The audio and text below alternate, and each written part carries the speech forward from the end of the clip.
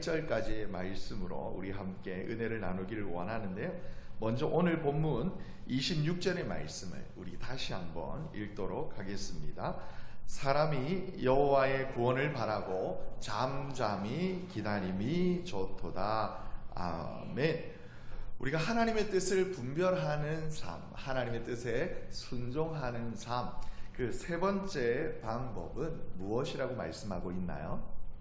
기다려입니다. 혹시 여러분 댁에서 반려견, 애완견을 기르시는 분들은 이 애완견이 처음에 집에 오면 무엇부터 훈련을 보통 시킬까요? 앉아, 손 이런 거 훈련을 시키는 경우도 있습니다만은 기다려 이런 훈련을 시키기도 하는데요. 그렇기 때문에 혹 이 기다림의 훈련에 관하여서 누군가가 나에게 기다려라고 하면 굉장히 이렇게 불쾌해 하거나 이게 화를 참지 못하는 경우가 종종 있습니다. 그런데 오늘 분명히 하나님께서 저와 여러분에게 말씀하시는 것은 무엇이냐라면 기다리라 라는 거예요.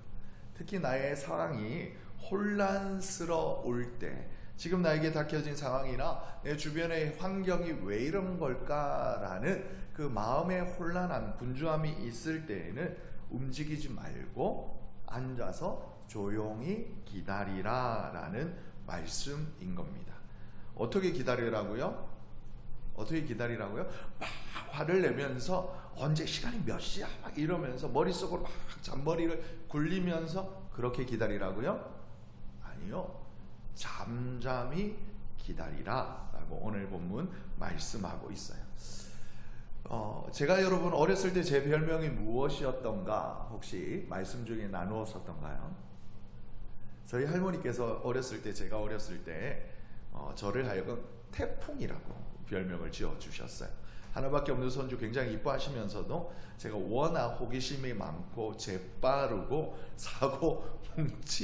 사고뭉치여서 여러분의 담임 목사가 태풍이 사고뭉치라는 말씀을 하게 되어지면 불안감이 드실 수 있겠습니다만 어렸을 때 제가 워낙 개고장이어서 가만히 있지 못하고 호기심을 참지 못하고 여기저기 막 사고치기 일수였던 저를 향해 할머니가 참다 이놈의 자식 태풍 같네 라고 하셨다 했어요. 일례로 제가 아마 4살이나 5살 정도 되었던 것 같아요. 아주 어렸을 적 기억으로 남아있는데 저희 할머니 쪽 친지 결혼식이 있었던 것 같습니다. 그래서 할머니께서 제가 하나밖에 없는 손주니까 어디 나들이를 가시거나 어디 친척집을 방문하실 때는 꼭 저를 손을 잡고 데리고 다니셨어요. 그날도 여타한 날과 똑같이 저를 데리고 부산으로 가는 버스를 타고, 그리고 이제 부산에서 결혼식장이 있는 나름 중심 봉화가를 갔던 것 같아요. 그리고 어렸을 때 제 기억으로 아주 큰 건물이었습니다. 거기서 제가 굉장히 신기한 신문물을 처음 경험했는데 그것이 무엇이냐? 바로 엘리베이터였어요. 여러분, 엘리베이터가 단순히 층이 달라지는 걸 떠나서 저에게, 어린 제게 신기했던 거는 사람이 손으로 문을 열고 닫지 않는데 문이 저절로 열리고 저절로 닫힌다는 게 너무 신기했어요. 그래서 1층에서 할머니 손을 붙잡고 이렇게 엘리베이터를 탔는데 주말이었다 보니까 사람이 굉장히 많았습니다. 엘리베이터에서 이렇게 꾸깃 탄 나머지 할머니께서 저를 잡은 그 손이 잠깐 놓쳤어요. 그러자 저희가 가야 되는 곳은, 결혼식장은 제 기억으로 한 5층, 6층이었던 것 같은데 1층에서 타서 바로 그 다음 층에 문이 열리자 대부분 많은 사람들이 우르르 내렸어요. 한 절반 정도가. 사람들이 내리니까 저도 본능적으로 따라 내렸습니다. 그러다 뒤에서 저희 할머니가 문이 닫히는데 그 닫히는 문 사이로 들리는 할머니의 간절한 애담는 목소리, 우시가! 그 소리는 여러분 제게 별로 들리지 않았어요. 백화점이나 그런 건물이었겠죠. 문이 닫히는 건 상관없이 또 다른 자동이 문이 열리고 어른들 따라서 내리는 그곳에는 어린 시골 촌놈인 제 눈에는 예전에 보지 못하는 휘황찬란하게 반짝반짝거리는 이런 상가들이 한가득 있어서 할머니가 뒤에서 저를 애타게 부르는 소리와 상관없이 무엇이인가 홀린 듯이 이렇게 거기를 막 구경하고 다니다가 한참이 지나서야 알게 되었죠. 뭐예요? 할머니가 없다. 이것을 그때서야 알은 거예요. 근데 그때서 저는 별로 심각하게 여기지 않았고, 지나가던 아저씨, 군인 아저씨가 보이길래 아저씨, 할머니 잃어버렸어요. 그러니까 그 군인 아저씨가 저를 붙잡고 1층 안내 데스크였던 것 같아요. 거기에 저를 데려다 주었고, 나중에 한참 지나서 할머니가 얼굴이 멀개지셔가지고 오셔서는 저를 붙잡고, 차마 궁둥이를 때릴 생각도 못하고 저를 붙잡고는 이렇게 한숨을 계속 이렇게 호흡 내쉬면서 이놈의 자식 하였던 것이 기억이 납니다. 그때만 해도 사실 어린 아동 실종 사건이 종종 일어나던 때여서 이렇게 몇 대 독자는 아닐지언정 이렇게 2대 독자인 왜 이렇게 손주를 이렇게 뭐 데리고 나갔다가 할머니가 잃어버리면 얼마나 놀랬겠어요. 그 시골 할머니가 얼마나 놀랬던지 그 시간을 할머니 돌아가시기 전까지도 가끔씩 이야기해 주었던 것 같아요. 이처럼 여러분, 어린아이들의 특징 중 하나가 여러분 기다리지 못한다라는 거예요. 이것이 여러분 아이들이 어리면 어릴수록 더 심해져요. 여러분, 어머니들은 갓난아기를 이제 품고 낳고 키워보셔서 아시겠지만, 갓 태어난 갓난아이는 정말 기다리지 못합니다. 배가 고파요. 그리고 쉬를 해서 기저귀가 축축해요. 그런데 가만히 보니까 우리 어머니께서 지금 설거지를 열심히 하고 계셔요. 빨래를 하시다가 빨래를 이렇게 말려서 이렇게 개기고 계십니다. 그러면 어머니가 바쁘시니까 어머니가 설거지 하는 동안을 기다려 주나요, 아이가? 어머니가 설거지를 하든 말든, 어머니가 머리를 감다가 머리에 거품을 한가득 이렇게 얹고 있든 말든 상관없이 내가 배가 고프면 아이는 기저귀가 축축하면 그 아이는 어떻게 해요? 와 울어요. 밥 줘! 아니면 기저귀 갈아줘! 하는 것이 아이들의 본능이자 아이들의 특징이에요. 그러다가 점점 나이가 들어가면 갈수록 배우게 되어져요. 우리 삶의 지혜로서, 삶에 살아가는 방법으로서 기다리는 것이 정말 중요하다라는 것을 알아요. 또 다른 기다림의 방법은 참는 거잖아요. 지금 내가 엉덩이가 아프고 손목도 아프고 지루하고 따분하지만 내가 공부가 얼마나 내 인생에 중요한 것을 알아가면 알아갈수록 그 아이는 책상에 앉아있는 시간도 점점 길어지는 것처럼, 여러분 나이가 들어가면 갈수록 기다릴 수 있는 인내를 배우게 되어지고, 나이가 어리면 어릴수록 아이는 참지 못합니다. 우리의 신앙생활에서도 마찬가지예요. 여러분, 우리의 신앙이, 여러분 저와 여러분의 믿음이 어린 아이와 같다라면, 여러분 나의 모든 상황들이 내 뜻대로 되어야져만 하고 내 계획대로 되어져야만 하는 것이기 때문에, 신앙이 어린 사람은, 믿음이 어린 사람은 하나님의 경륜을, 하나님의 때를 기다리지 못합니다. 그러다가 신앙생활의 연한이 쌓이고 신앙의 연륜이 쌓이고 하나님과 깊은 만남을 경험하게 되고 하나님에 대한 신뢰가 점점 두터워지게 되면, 그때 어떻게 돼요? 기다리게 되는 거예요. 무엇을? 하나님의 때를 기다리는 거예요. 우리가 잘 아시는 찬양의 가사와 같이 주님의 시간에 주의 뜻이 이루어지길 기다려. 그래요. 하루하루 살 동안 주님 인도하시니 그걸 깨닫게 되고 나니까 그의 뜻 이루어지길 기다려. 이 찬양의 가사처럼 기다릴 수 있게 되는 거예요. 근데 여러분, 이 기다림이 쉽다면, 마치 우리가 태어났을 때 우리 본능처럼 디폴트 값이 기다림이 장착되어져 있다면, 나이가 어린 거에 상관없이, 나이가 많음에 상관없이 누구나 익숙하게 기다릴 수 있겠지요. 그리고 신앙생활도 마찬가지로 하나님의 뜻을 기다리는 것이 교회를 처음 나온 사람이나 교회를 10년 다닌 사람이나 20년 다닌 사람이나 하나님을 아직까지 한 번도 만나보지 못한 사람이나 또 내 인생 가운데 나를 향하신 하나님의 그 깊으신 은혜를 경험했던 사람이나, 기다림이 우리 인생에, 우리 본능적으로 장착되어 있다라면 그렇게 어려운 것이 아닐 거예요. 굳이 하나님께서 말씀을 통하여서 말씀하실 필요도 없을 뿐더러 굳이 이렇게 강단에서 설교자들이 하나님의 말씀을 다시 한번 반복해서 기다리십시오, 인내하십시오, 참으십시오, 하나님을 바라보십시오라고 설교할 필요도 없을 겁니다. 그만큼 기다리는 것이 쉽지 않다라는 것을 반증하는 것이겠죠. 여러분, 모든 것 다 내려놓고 마치 사방을 나를 이렇게 우겨 쌓여 있는 것 같은 상황, 마치 물속에 잠겨 빨대 하나 입에 물고 가만히 있는 것처럼, 여러분 혹시 수영장에서 빨대로 하나 호흡해 보셨어요? 스노클 장비 이만큼 두꺼운 그런 거 말고요. 제가 굉장히 개구졌다고 그랬잖아요. 지금은 별로 그런 문화를 좋아하지 않습니다만은 어렸을 때 친구들이랑 놀 때에 저희 고향 땅에 나불천이라는 천이 있었습니다. 그곳에서 이제 여름이 되면 갈대들이, 가을이 되면 갈대들이 늘이 될 적이면 여전히 더운 가을날에는 친구들이랑 거기서 물놀이하고 물장난을 칠 때에 닌자다 이러면서, 나는 닌자다 그러면서 갈대 하나 중간에 꺾어가지고 물속에 갈대숲에서 잠겨가지고 이렇게 막 이렇게 그걸로 이렇게 오래 참아서 이렇게 숨는 연습을 장난을 하기도 했었는데요. 여러분, 쉬울까요? 어려울까요? 쉬울까요? 어려울까요? 네.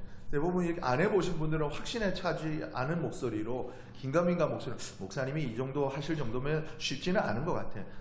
어려워요. 뭐 이러시는 것 같아요. 해보신 분들은 확신 차서 대답하십니다. 쉽지 않습니다. 어렵습니다. 여러분, 공기처럼 가벼운 공기가 사방에 우리를 둘러싸고 있는 상황과는 다르게 물속에 있으면 수압이, 사방에서 물이 그렇게 무겁지 않은 것 같아도요, 물속에 있으면 그 물 수압이 내 온몸을 짓눌러서요, 그 작은 빨대로 호흡하는 거 상당히 어렵습니다. 그래서 금방이라도 물 밖으로 뛰쳐나가고 싶어요. 당장이라도 입을 크게 벌려서 호흡을 내뱉고 싶어요. 그만큼 여러분, 잠잠히 기다린다라는 것 쉽지 않습니다. 마찬가지로 오늘 본문이 말씀하시는 잠잠히 기다리는 것, 하나님 앞에서 내 영혼이 마치 물속에 잠겨서 작은 빨대 하나 입에 물고 호흡하는 것과 같은 상황인 거예요.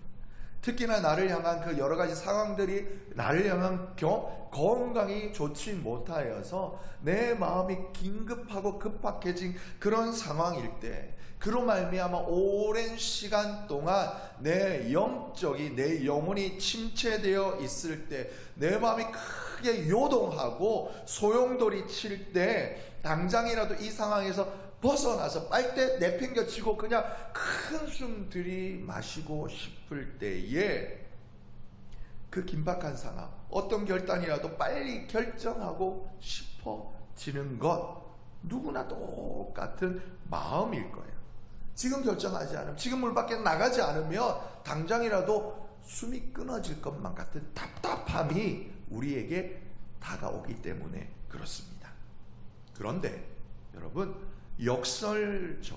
역설적이게도 하나님의 말씀은 이런 영적으로 혼란스럽고 영적으로 침체되어져 있고 마음의 소용돌이가 일어나고 뭔가 삶이 힘들어지고 공경에 처하게 되었을 때에 이를 이끌어 우리 영적인 광야 생활과 같은 그 광야의 시기가 이럴 때에 오히려 섣부른 결정을 내리면 안 된다라고 말씀하고 있는 거예요. 왜냐하면 내게 다가오는 상황에 여러분, 내가 빨리 결정하고 싶은 나의 생각은 어떤 누구의 생각이냐? 하나님께서 주시는 생각일 수도 있습니다만은 대부분 그런 상황일 때는 여러분, 하나님의, 내 안에 계시는 성령님의 음성이자 응답이기보다는 여러분, 나의 생각, 내 육체의 생각, 육신의 생각, 성경이 말씀하시는 육의 생각, 육의 반응이 경우가 대부분입니다. 왜냐? 내 육체가 살아남고 싶어서 급하게 즉흥적으로 반응하는 것이 그런 상황일 때 나오게 되어지는 우리의 반응이기 때문에 그렇습니다. 그런데 그렇다면 목사님, 육체의 생각, 육체의 반응이 틀린 것입니까? 아니요. 그런 것이다, 틀린 것이다 라고는 싸잡아 말하기 어렵습니다. 그런데 오늘 우리가 읽은 말씀 27절과 28절 말씀 가운데 특별히 우리 28절의 말씀을 우리 다시 한번 읽겠습니다. 시작. 혼자 앉아서 잠잠할 것은 주께서 그것을 그에게 메우셨습니다. 아멘. 아멘. 아멘. 여러분, 이 상황을 누가 나에게 허락하셨다? 이 상황을 누가 나에게 허락하셨다? 하나님은 절대로 저와 여러분을 내팽개치시는 하나님이 아니십니다. 믿으십니까? 하나님은 절대 저와 여러분을 내버리시는 하나님이 아니십니다. 믿으십니까?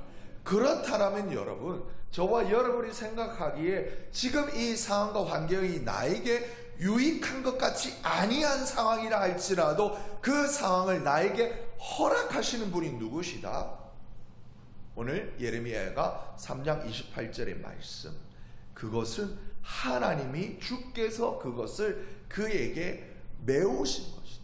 하나님이 나에게 이 상황을 십자가처럼 지게 하신 것이다 라고 말씀하신 거예요. 여러분, 예컨대 직장 생활 하시는 분이 여러분 직속 상사 때문에 너무 힘든 경우, 너무 스트레스를 받는 경우가 있습니다.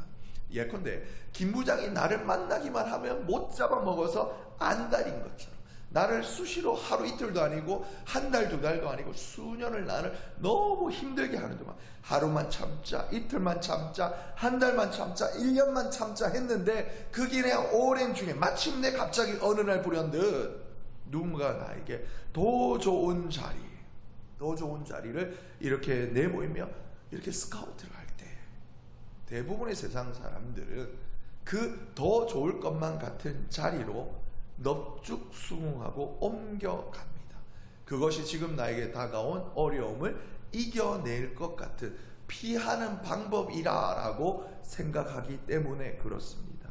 여러분, 물론 이것이 100% 틀린 선택이라고 제가 말씀하는 것 아닙니다. 하지만 믿는 사람들은 그 상황 가운데 또 다른 반응이 하나 더 있어야 한다라는 거예요. 무엇일까요? 하나님 앞에 묻는 거예요. 하나님 왜 나에게 이런 상황을 허락하셨습니까? 그렇다면 그 다음 그 질문을 한 다음에는 어떻게 해야 된다고요? 여러분, 하나님께서 응답을 주실 때까지 하나님 앞에 묻고 또 묻고 기다려야 하는 거예요. 우리 여러분 교회와 우리 성도님들에게는 이런 일이 안 일어날까요? 여러분, 제가 처음 사역했던 것이 2001년도 중국 북경에서 단기 선교사로 1년 교회 사역을 하였었고요. 교회 학교를 맡았었고, 그리고 한국으로 돌아와서는 결혼하고 난 다음에 2002년도에 답심리에 있는 어느 작은 교회, 저희 교회보다 조금 더 작은 교회에서 교회 봉사를, 교회 사역을 이렇게 시작하게 되어졌습니다. 그 담임 목사님께서 저를 굉장히 이뻐라 해주셨었어요. 그리고 교회가 저희 교회 정도 규모 이렇게 이제 교역자 구성이었는데, 목사님께서 제가 간 지 1년 반 만에 근처에 있는 아주 큰 교회로 이렇게 옮겨가셨어요. 갑자기 옮겨간 것은 아니셨어요. 중간에 이런 조금 크고 작은 갈등들이 있으시다가 목사님도 목사님 나름대로 하나님 앞에 기도하신 이후에 청빙되어서 가셨을 거라고 생각합니다만은, 그 이후에 제게 다가왔던 건 굉장히 곤란한 상황이었어요. 한국에서 처음 맡게 되는 교회 사역이었기 때문에 정말 열심으로 그 유년부 아이들을, 초등학교 1, 2, 3학년 아이들이었거든요. 작고 귀여운 얼마나 이뻤게요. 그리고 열과 성을 다해서 아이들을 이렇게 가르치고 했는데, 이 목사님이 옮겨가신 이후에 얼마지 않아서 저에게 전화를 주셨어요. 직접 주시지 아니하고 그 목사님을 따라갔던 제 선배 형을 통해서 전화 왔는데, 우시가 이우식 전도사 너도 와라 라고 그러시는 거예요. 제가 인간적으로 얼마나 큰 갈등에 빠졌는지, 어린 나이다 보니까 존경하는 목사님이 오라 부르시니 당장이라도 가야 될 것 같은데, 제가 기도했어요. 기도하고 하나님 앞에 응답을 주세요라고 하면서 주변에 많은 분들에게 여쭈었습니다. 뒤에 조심스럽습니다. 저기 뒤에 계시는 저희 아내도 가야 되지 않겠어요? 라고 말씀하셨고, 저희 어머니도 가는 게 맞지 애비야 그러면서 가는 게 맞지 그러면서 그랬고, 제가 참다 못해 저희 아버지와 같은 시골 모교회 목사님에게도 전화했습니다. 그랬더니 목사님께서 부교육자는 담임 목사님 물론 하나님 앞에 섬기는 사람이지만 담임 목사님을 사역을 돕기 위해서 보내신 바 되었기 때문에 목사님께서 오라면 가는 게 맞다. 우시가 가라. 제가 정말 존경에 맞지 않는 아버지와 같은 큰아버지라고 부르는 목사님이 가라 하시니 제 머릿속은 너무나 더 복잡해졌어요. 왜 복잡했을까요, 여러분? 여러분, 제가 단순히 주변 사람들 방향에 귀를 기울였다라면 고민도 하지 않았을 거예요. 그런데 제 마음속에 그 아이들이 너무 크게 자리 잡고 있었어요. 하나님 앞에 기도하는데 그 형이 또 전화가 왔어요. 언제 올 거야? 그래서 형 조금만 더 기다려주세요. 너무 이 아이들 때문에 연말까지 기다려주시면 안 될까요? 그랬더니 그건 안 될 것 같아. 그때쯤은 네 자리가 없을 것 같아. 그래요. 제가 그 전화를 끊고 제가 정말 보시면 알겠지만 식음을 전폐하지는 않았어요. 웬만하면 제가 금식하지 않습니다, 여러분. 너무 식음은 전폐하지 않고 하나님 앞에 기도하다가 하나님, 그때 주일 오후에 전화를 받거나, 하나님 제가 3일을 더 열심히 기도할 테니 수요일 점심 12시까지 그 전에 형이 다시 한번 전화 오면 제가 가겠습니다. 그 넘어 전화 오면 저 연말까지 우리 요 애기들, 너무 이쁜 요 애기들 보고 제가 기다리겠습니다. 사역하겠습니다. 전화 언제 왔게요? 언제 왔게요? 수요일. 언제 왔까요? 여러분, 오후예요. 언제 왔게요? 1시. 12시도 아니고 딱 1시간 지나서 전화가 왔어요. 제가 뭐라고 그럴게요? 형 죄송한데요, 저 연말까지 사역, 이 아이들 보고 사역 맞춰야겠어요. 그때 자리가 있으면 제가 가고, 없으면 그 자리 제 자리 아닌 걸로 알겠습니다. 그렇게 2년의 사역을 잘 마무리할 수가 있었어요. 여러분, 이처럼 저와 여러분 성도의 삶에서도 정말 하나님 앞에 헷갈리게, 이것이 정말 뜻을 분간하지 못할 것 같은 상황들이 참 많이 있어요. 언제일까? 여러분, 일상 중에요, 여러분들의 자녀들이 여러분들의 말을 하나도 1도 듣지 않았을 때 여러분 어떻게 되십니까? 여러분, 사람 입에서 방울뱀의 소리가 나오잖아요, 그죠? 이런 말들. 그런 경우 여러분 어떻게 하십니까? 1도 안 기다리고 여러분 나의 생각과 나의 마음, 화로 가득 찬 나의 마음을 가득 담아서 여러분 새총의 일을 새총 팡 쏘듯이 1초도 기다리지 않고 즉각적으로 방한하는 그런 웃지 못하는 경우도 참 많이 있지 않습니까? 여러분, 하나님께서는 기다려. 때로는 성난 감정이 나의 마음을, 나의 생각을 혼들지 그냥 뿌리채 이렇게 나를 휘감아 돌 때, 그럴 때 하나님은 어떻게 하라? 잠잠히 기다려. 아니, 기다려야 해 라는 주님의 음성, 성령님의 음성에 순종하시는 저와 여러분 되시기를 예수님의 이름으로 축복합니다. 목사님, 그러다가 가는 천불 나서 죽으면 어떡해요? 순교입니다. 여러분, 순교예요. 하나님 말씀 듣다가 순교예요. 성급하게 반응하면 안 돼요. 상사와 문제 생각하다, 나에게 일이 과하다, 자녀가 말을 안 듣는다, 교회 아닌데 너무 헷갈린다, 교회 일인데도 헷갈린다, 심지어 건강이 너무 나빠져서 때로는 의욕이 사라진다, 다 영적으로 침체될 수밖에 없는 그런 상황. 그럴 때 여러분, 우리 어떻게 된다? 기도조차 안 될 것 같은 그때는 여러분 오히려 멈춰 서는 것이 좋다라는 거예요. 그것을 오늘은 잠잠히 기다림이 좋도다라고 말씀하고 있는 것입니다. 시간이 지나고 먼지가 다 가라앉듯이 가라앉고 또 기도가 안 되는 것 같지만 그렇게 조금씩 떨어지는 물방울이 떨어져서 바위가 패일 정도. 와우, 1년, 2년이 아니라 수십 년, 수백 년의 세월일 것 같은 시간이 지나면 여러분 그렇게 우리 기도의 분량이 채워지면 그제서 하나님께서 길을 보여주신 때가 있다라는 거예요. 그 나를 괴롭히는 그 김부장에게 하나님이 그 김부장 앞에 나를 세워두시는 이유를 어느 날 발견하게 되는 때가 온다라는 것입니다. 여러분, 모세가 백성들을 이끌고 광야로 나왔어요. 그리고 그들이 만났던 첫 번째 어려움은 무엇입니까? 뒤에는 바로의 애굽의 마병거들이 한시라도 금방이라도 자기네들을 칼을 휘둘러서 창을 던져서 죽일 것 같은, 목숨을 빼앗을 것 같은 그 상황인데 앞에는 시퍼런 홍의 깊은 물이 넘실넘실되고 있어요. 이스라엘 백성들이 원망과 불평으로 돌을 들어 당장이라도 모세를 들어 칠 것만 같은 그 상황이 눈앞에 펼쳐졌는데 모세가 어떻게 합니까? 어떻게 합니까? 오늘 말씀 말고 출애굽기 14장 13절의 말씀을 우리 함께 읽겠습니다. 시작. 모세가 백성에게 이르되 너희는 두려워하지 말고 가만히 서서 여호와께서 오늘 너희를 위하여 행하시는 구원을 보라.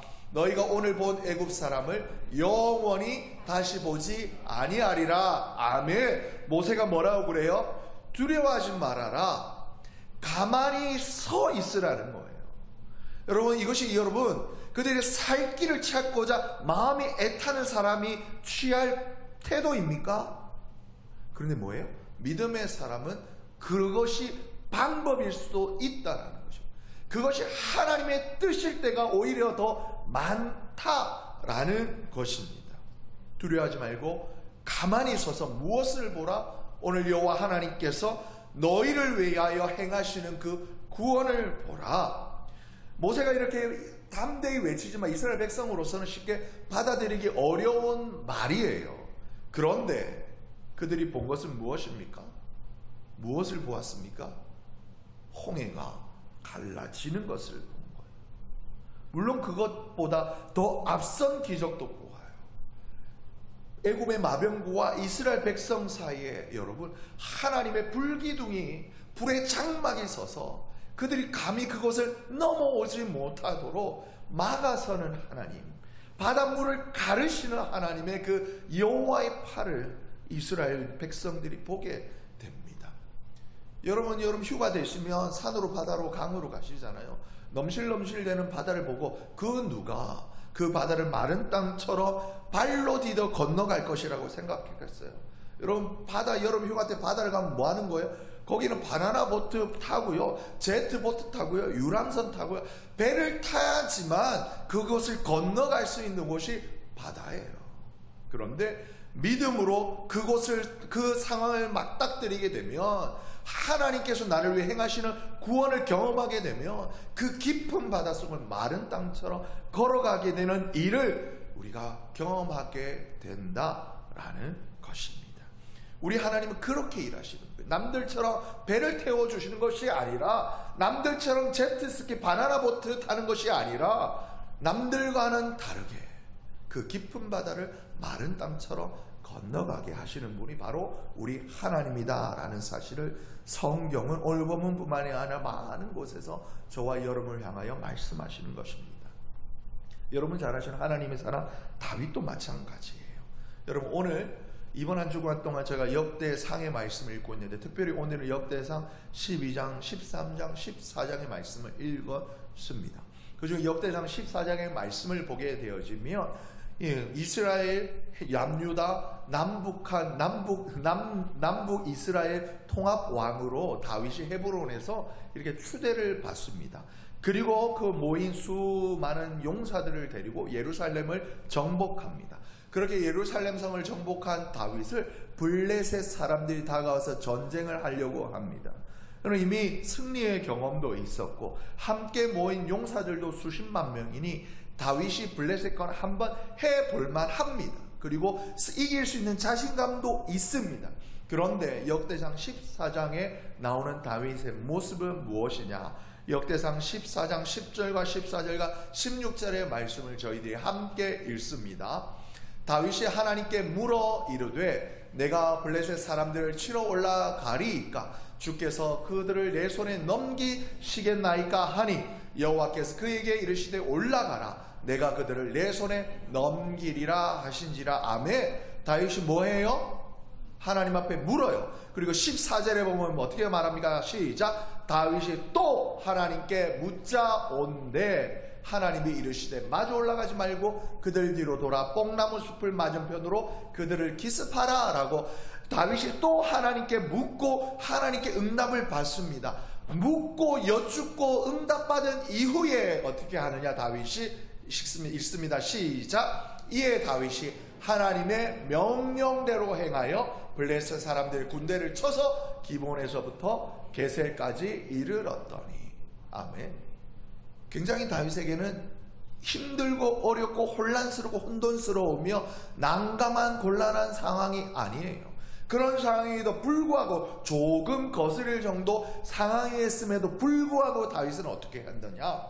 묻고 또 여쭙고 또 물어 하나님의 응답을 받고 또 받아 주신 말씀 주신 응답에 다윗이 순종합니다. 여러분 이것이 믿음의 사람들의 신앙의 태도인 겁니다. 이것이 믿음의 사람들의 일상의 걸음들인 거예요. 거기에서 여러분 작은 일상의 신앙의 습관이 쌓이고 하나님의 음성 듣는 법, 하나님과 동행하는 법을 여러분 우리 마음속에 또는 우리의 일상에 습관화하다 보면 우리에게 긴급한 상황, 사느냐 죽느냐 그럴 것 같은 긴급한 상황일지라도 오히려 그럴 때 더 잠잠히 있어서 이때 하나님은 나에게 무엇을 원하시는 것일까 아주 여유가 있어지는 거예요. 여러분 인터넷에 유튜브의 동영상에 참 많은 컨텐츠들이 있는데요. 그 중에 여러분 여러 가지 기술적으로 이런 모습을 보이는 벽돌 쌓는 미장이나 타일공이나 아니면 그림을 그리시는 분들이나 아니면 나무를 조각하시는 분들이 아주 멋있게 건물을 짓고 멋있게 타일을 붙이고 아름다운 작품을 만들어내는 모습들을 이렇게 영상을 올릴 때 거기에 보면 많은 댓글들이 달리는데 여러분 한번 기회 되시면 찾아서 보시다 보면 그것을 간섭하는 감나라 배나라 하는 댓글들도 있지만 이런 댓글들이 꼭 빠지지 않고 있어요. 누군가가 어떤 일을 굉장히 쉽게 한다라면 그것은 그 일의 전문가라는 것이다. 여러분 그림을 잘 그리시는 분들은 대략 선을 훅 긋는 것 같은데도요 그 곡선이 굉장히 수려합니다. 여러분 글을 잘 쓰시는 분들은 되게 빨리빨리 글씨를 쓰는데도 써놓고 나면 그 글 편지는 굉장히 이쁜 편지가 되어져요. 여러분 요리 전문가도 보면 눈대중 우리 어머니들 음식은 무슨 맛이라고요? 손맛. 여러분 5성급 호텔의 셰프는 대부분 이렇게 정량을 쓰겠지만 그 셰프조차도 처음에는 교과서 보고 레시피 보고 하다가도 나중에는 어떻게 되어져요? 익숙한 집으면 그것이 딱 정량인 거예요.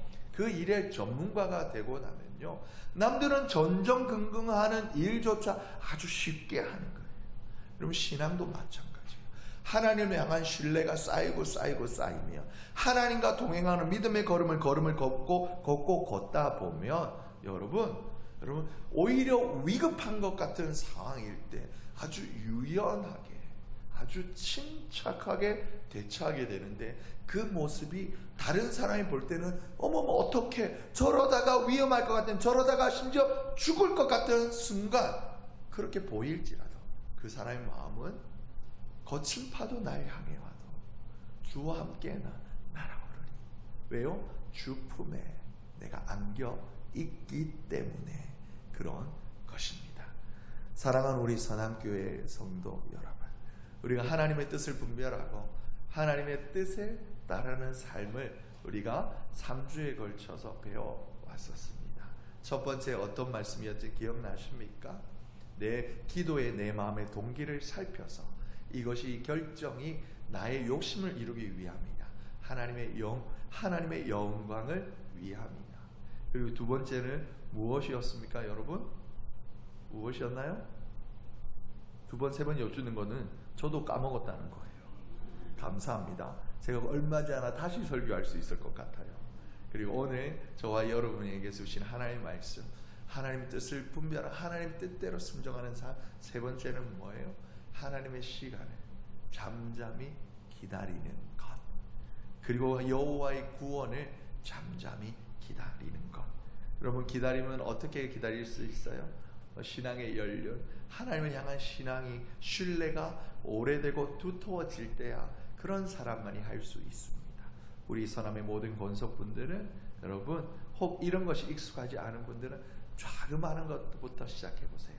잠시 멈추어 서서 하나님 앞에 기도하고 잠잠히 참아 기다려서 하나님의 응답을 기다리는 연습.